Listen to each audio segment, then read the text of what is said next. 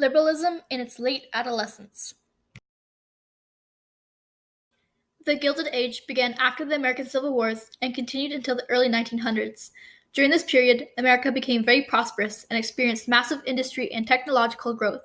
However, the American society allowed only a few people to become extremely rich and control large parts of society. Robber barons were individuals who emerged during the Gilded Age and used fraud, intimidation, violence, and political connections to gain advantage over their competitors.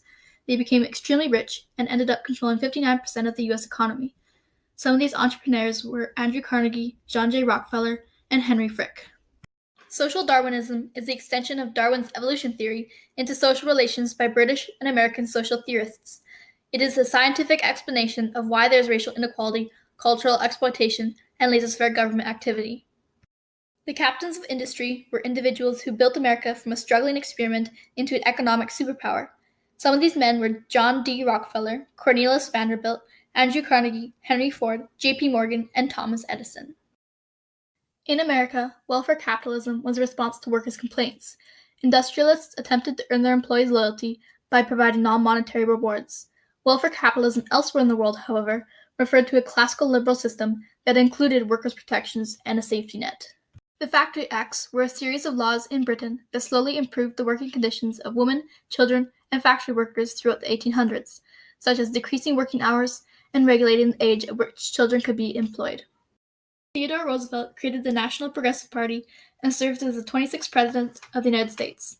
During his presidency, he implemented something known as the Square Deal. Roosevelt recognized the economic power that robber barons held and strove to equalize the wealth by implementing laws in politics. The Square Deal prevented monopolies and created better conditions for workers. Standard Oil was a company formed by John J. Rockefeller. In 1904, it controlled 91% of oil production. An antitrust case filed under the Sherman Antitrust Act forced Standard Oil to disintegrate in 1911 because of monopolies and price gouging. The company split into 34 smaller entities. Equality gradually extended to more and more people as globalization took place. Suffrage was an extensively fought for right.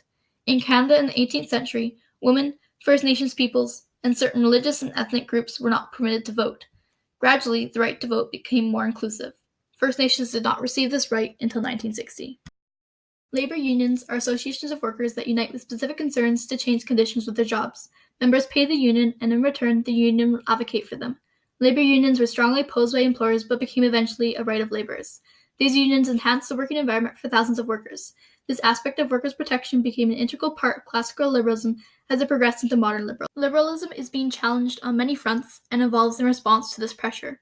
It enters a stage labeled progressivism, in which it becomes more modernized to fit the needs of an advancing society. The government is slowly becoming more involved in society as its role becomes more defined.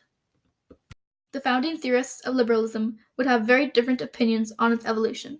Adam Smith, for example, would strongly disagree with increased role of government, while Thomas Hobbes would begin to support modern liberalism.